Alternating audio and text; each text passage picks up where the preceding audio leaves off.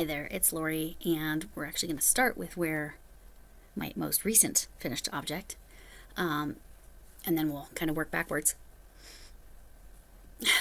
I've been sitting here trying to think of what injury story to tell you, and honestly, I'm still not sure.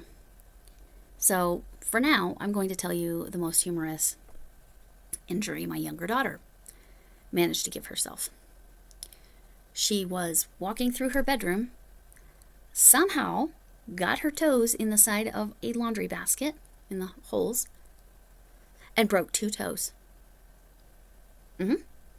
She broke toes on a laundry basket, I guess when she stepped or... Unfortunately, I clearly passed on my talents.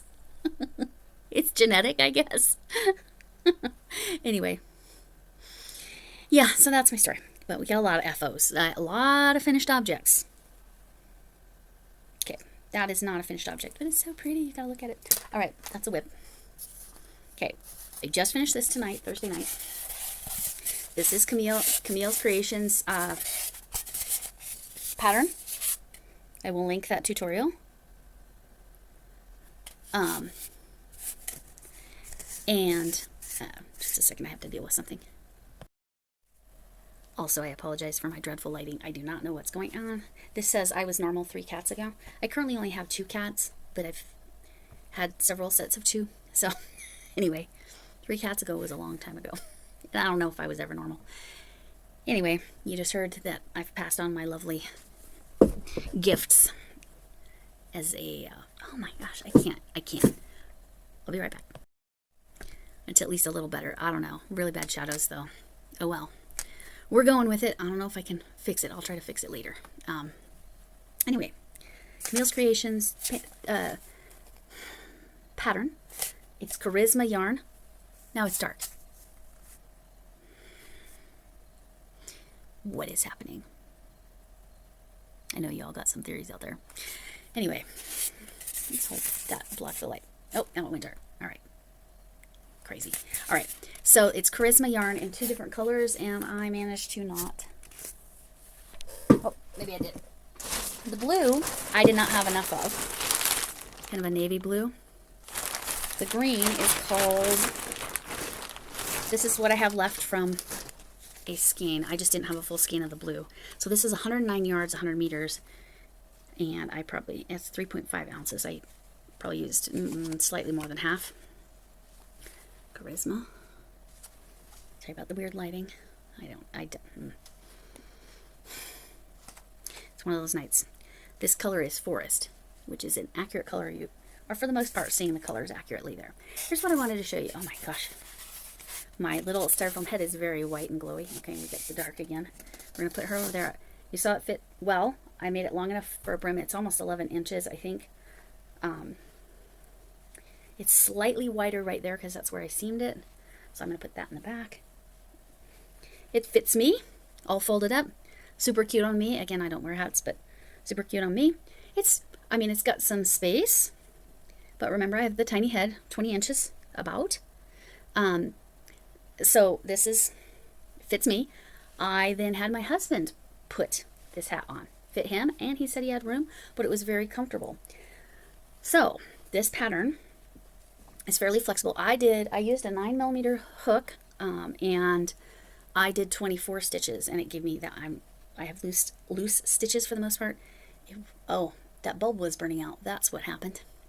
Okay, now what the heck? Anyway, somebody is present here, I guess. All right, so we'll get the bright light for the minute so you can kind of see that color. It looks so good. The pattern's versatile. Just follow her pattern, but like do the stitches for the size you want. Again, I wanted a little bit of brim. On my husband, it had a little less brim than it had on me, but again, it stretches really well. Follow the pattern.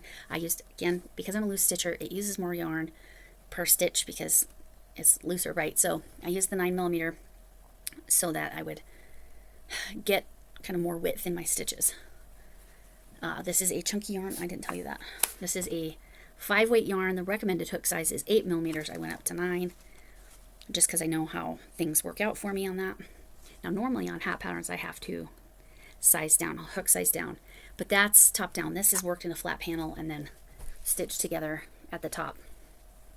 So with this type of pattern, it was just, I knew I was going to run out of blue. I literally had enough blue to tie it off and sew in the end. That's all I had.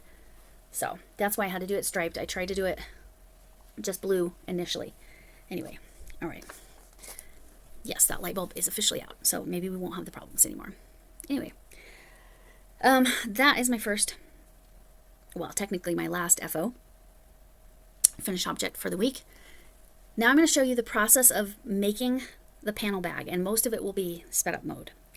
And then you'll see the final product, which actually has 3 additional finished objects on it, and then another finished object. So I'm going to kind of do them in reverse of when they were finished. So that was finished an hour or less ago. All right, on to the next one. Okay, so I added waste yarn to both ends, and what I will link this instruction video below. But what the lady said is to grab every stitch of our color that we actually want and not waste yarn, and single crochet in each of those stitches. Well, what I learned is I didn't have a long enough tail, and I had to do a knot there. All right. So I think this is called binding off, sort of. It's different than the knitting binding off, obviously, because I don't think they crochet to bind off in knitting. But who knows?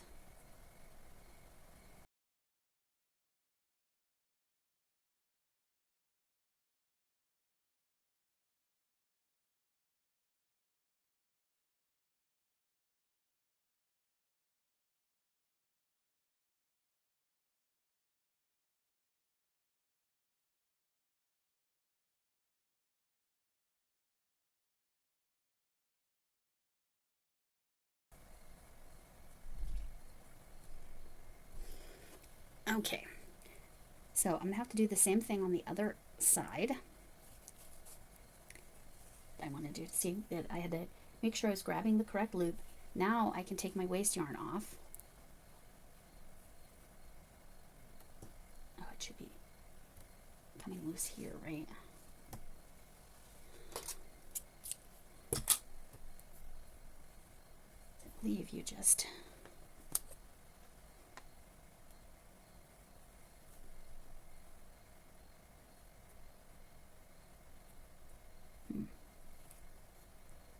I should have watched a video on how to take the waste yarn off. Looks like I'm getting there, but...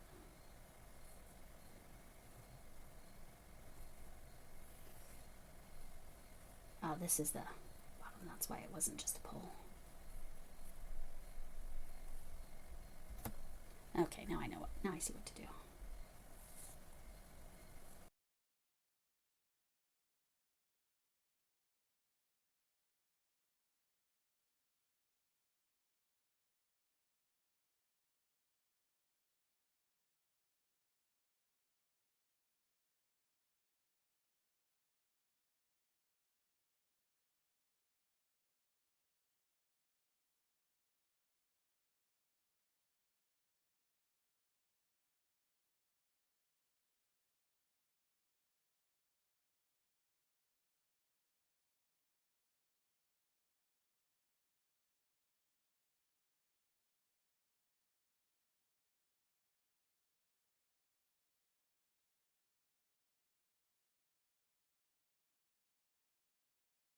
Okay, waste yarn will be balled up now. This really does not look the same color it is in person at all on my camera. I apologize for that. So it looks like we're okay. Like I said, I could count those stitches. Now I have to do the same for this end, but it will be easier because waste yarn I can just literally pull frog out because those are live stitches, see? Alright, but I'm not going to make you sit here and watch that. So I'll come back when I'm ready to put start like sewing the panel together. I'm going to use this side versus this side, because this side looks a lot messier. It has a lot more mistakes that show. So that'll be the outside. I think I'll go that direction, yeah. And I'll show you how to sew up the sides when I get there. All right. Catch you on the other side. So what I did is I finished off, pulled off the other waist yarn. Definitely recommend that. And then did the single crochets. There were 43. So I'm turning it inside out. Remember, I'm going to have this on the outside, and I'm going to crochet this side. I'm actually going to crochet or slip stitch a line down here at the bottom. And again, you can see why I'm putting this on the inside. It's a mess. But I just wanted to show you how I was doing that. So I connected it there, and then I'm going to just as much as I can. I'm going to go ahead and slip stitch down the side. I'm going to try to match stitch for stitch, but I can't promise that I'm going to be able to do that. And for the rest of this, I'll just be quiet.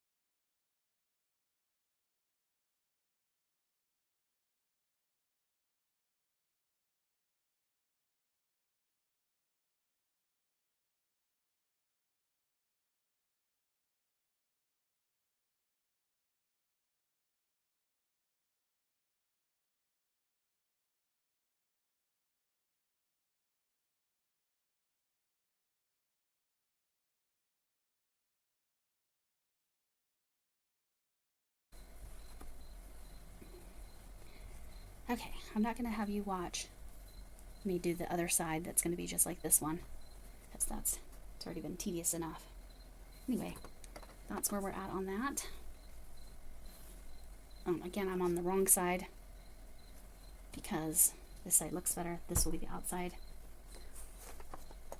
I still have to figure out what I'm doing on handles. Haven't decided. But anyway, that's it's gonna look good. Like, the reason I did that is to just establish a bottom there and to actually kind of give it a corner. But then that's how big the treat bag will be. It's very, very stretchy. So this will be almost as good as a pillowcase. I'm going to look at some tutorials to get the curling part to stop, because I know there's a way to get that to not curl so bad at the top.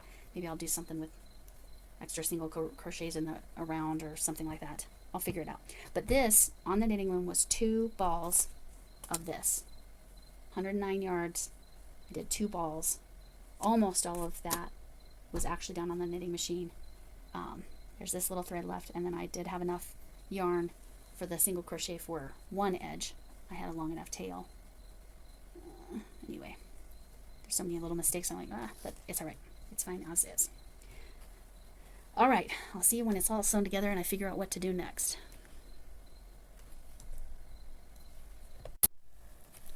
Okay, I need to record another FO, finished object, before I take it to my granddaughter. This is the Halloween treat bag I made for her. So this is the apple from Camille's Creations Holiday Challenge from her coasters, the apple coaster. And then I put the caramel. I just had to make that up. That took forever, actually. So I would tell you kind of what I did, but I didn't write anything down. And then this is a pumpkin coaster from her, from Camille's Holiday Challenge, specifically the Halloween coasters, or fall coasters. Maybe they were fall coasters. And this is actually another one of the fall coasters. It's another pumpkin, but I wanted it to look like, it's a different one than this, and I wanted it to look like one of those bumpy green pumpkins or bumpy green gourds. So I held bumpy green with orange. So those are 3 coasters from her holiday challenge. They've all been submitted separately. Again, I added the caramel. I don't know how I add that. And then the drawstring, pulls it in. And my daughter said that my granddaughter would not like the poison apple, so I had to leave that off. I may do that at some point. Okay. But she wanted 2 handles, and she helped me decide exactly the size of the handles. So that's her Halloween treat bag for all the little events they do. Like they do something called Cider Days. They do something at the Butterfly Pavilion. That's something here in the Denver metro area. I'm trying to think, what else do they do? They do a bunch of little events. So that's just...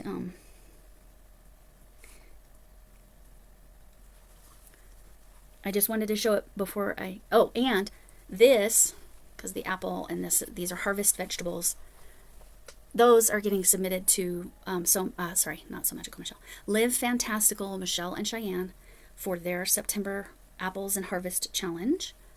The bag, the panel, this was made on the Centro as a panel, thanks to Ian that is a weirdo. I finally understood how to make a panel. And just make sure that's a tuck stitch and not a drop stitch. Yeah, we're good. And then I just sewed it up the sides. Anyway, so this is another finished object that I wanted to make sure I shared with you all before I pass it on to its new owner, which is my granddaughter, because my grandson's only 18 months old, and so he doesn't need one yet. I'll make something for him next year, probably. Unless my daughter says, hey, can you make him one too? Anyway, we'll see what else I finish, because I have 2 more things I might finish. So I finished a lot this week. Hi there, it's Lori. This is the beginning of FO Friday because I got to get this mailed off. This is for Camille's Creations Holiday Challenge. It's all the holidays.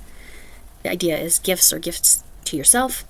I followed the pattern completely until right there, where I decided to do some increases, add some extra rows, and then I did some decreases, and then I did a mesh row for the drawstring, and then I made my own straps because I figured for trick-or-treating, you'd want to be able to hold it out like that. But then I decided I wanted to do Japanese knot style. That's why these are not the same. And then it slides around like that. And it's just so cute, and I know my grandson will enjoy it. Even though he's going as Buzz Lightyear, and this does not match. His mom was very excited about. As folks in the chat, specifically Chuck, call her Callie Girl. Callie Girl really is in love with, not literally, to clarify, loves Jack Skellington. Anyway. So this is a piece of my FO Friday. Just had to get it recorded so I could mail that off.